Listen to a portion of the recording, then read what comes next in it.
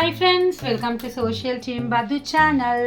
திடீர்னு இந்த 2 நாளாக பார்த்தீங்கன்னா கிளைமேட் ரொம்ப மாறி இருக்கு, சில்லுன்னு இருக்கு. மார்கழி போய் இப்போ மழைக்காலம் மாதிரி இருக்கு. நான் இன்னைக்கு வந்து நேற்றே சொன்னேன் இல்லைங்களா, நேந்திரம் பழத்தை வச்சு தான் சூப்பரான ரெசிபி பண்ண போறேன்னு. இது நான் கற்றுட்டு தான் பண்ணுறேன். ஏன்னா எல்லாரும் ஐயப்பா கோயில் போயிட்டு வந்து அல்வா கொடுக்குறாங்க.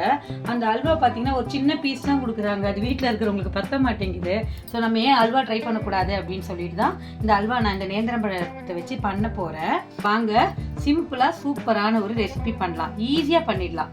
நல்ல ஒரு ஆழமா அடிகனமான ஒரு கடாய் வச்சுக்கோங்க. ஒரு ஸ்பூன் நெய் விட்டுக்கோங்க. முந்திரி, திராட்சை இதை நம்ம வறுத்துக்கலாம். ரொம்ப நாள் ஆச்சு இந்த கரண்டி யூஸ் பண்ணி.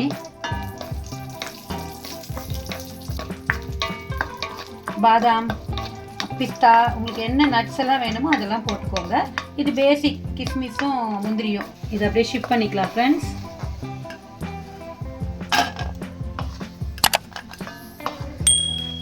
நல்ல துருவின தேங்காய் எடுத்துக்கோங்க. இது ஒரு 2 ஸ்பூன்.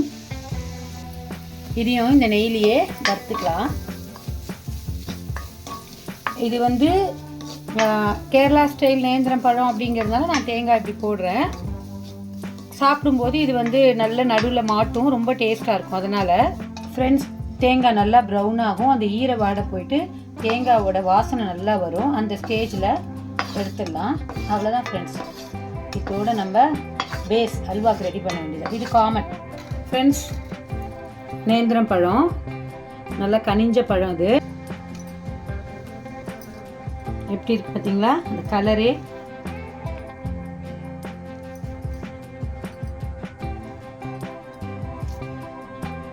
இதை ஜாரில் நம்ம நறுக்கி போட்டுக்கலாம்.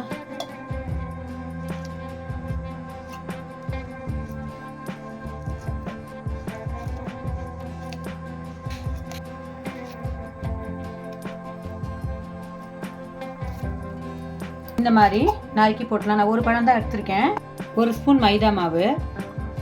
நீங்கள் வந்து கோதுமை மாவு போட்டுக்கலாம், கார்ன்ஃப்ளவர் போட்டுக்கலாம், உங்கள் விருப்பம். 1 ஸ்பூன் பால் பவுடர். நேந்திரம் பழமே வந்து இனிக்கும். சர்க்கரை, ஒயிட் சுகர் போடுறேன். ஒரு 2 ஸ்பூன் போட்டுக்கிறேன். நீங்கள் வந்து ப்ரௌன் சுகர் போட்டுக்கலாம், வெல்லம் கூட போட்டுக்கலாம், உங்கள் விருப்பம். இந்த வறுத்த தேங்காய் இருக்கு இல்லைங்களா, இதையும் போட்டுக்கலாம். இதை அரைச்சிக்கலாம் ஃப்ரெண்ட்ஸ். நல்லா ஸ்மூத்தான ஒரு பேஸ்ட்டாக ஆயிடுச்சு. கொஞ்சோண்டு பால் விட்டு அரைச்சிக்கிறேன். காய்ச்சின பால் பேஸ்ட் ரெடியாக இருக்குது ஃப்ரெண்ட்ஸ். எந்த அளவுக்கு ரெடியாக இருக்குன்னா பார்த்தீங்களா, நல்ல ஒரு ஃபைன் பேஸ்ட்டாக அரைஞ்சிருச்சு. கடாய் வச்சுக்கலாம் ஃப்ரெண்ட்ஸ். 1 ஸ்பூன் நெய் விட்டுக்கலாம், நம்ம விருப்பம் தான் ஃப்ரெண்ட்ஸ். நான் இது கூட 1 ஸ்பூன் ரீஃபைண்ட் ஆயிலும் விட்டுக்கிறேன் ஃப்ரெண்ட்ஸ். இதில் நம்ம அரைச்சி வச்சுருக்க பேஸ்ட்டை போட்டுடலாம். இதை நல்லா கிளறி விடலாம் ஃப்ரெண்ட்ஸ்.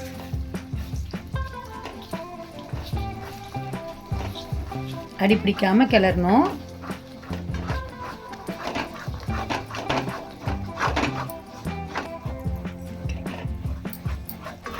பாருங்க ஃப்ரெண்ட்ஸ், கொஞ்சம் கொஞ்சமாக கெட்டி ஆகுது பாருங்க. இது வேகிறதுக்காக தான். இப்போ கொஞ்சம் ஒரு சால்ட் ஒரு பிஞ்ச் போட்டுக்கலாம். சால்ட் ஒரு பிஞ்சு.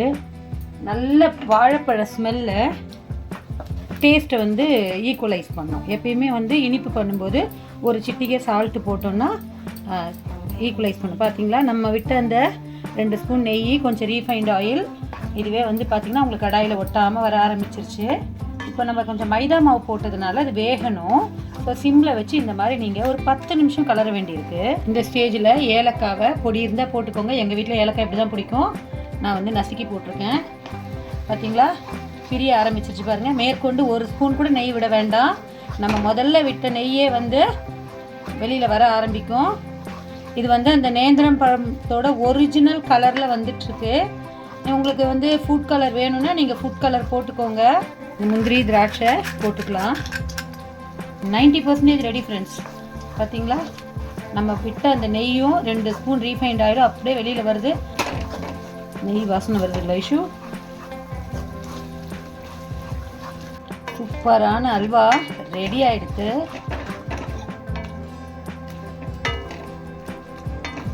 இதை அப்படியே நம்ம ஒரு பவுலில் மாற்றிக்கலாம்.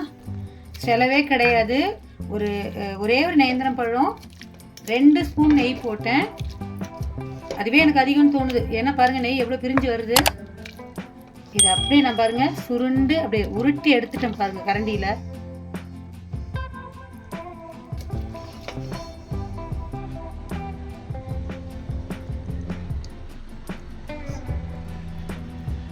சூப்பரான நேந்திரம் பழ அல்வா ரெடி ஃப்ரெண்ட்ஸ். பாருங்கள் ஸ்பூனில் இந்த மாதிரி அழகாக எடுக்க வருது பாருங்கள். இதுதான் கரெக்டான stage. Full and full banana flavour தான்.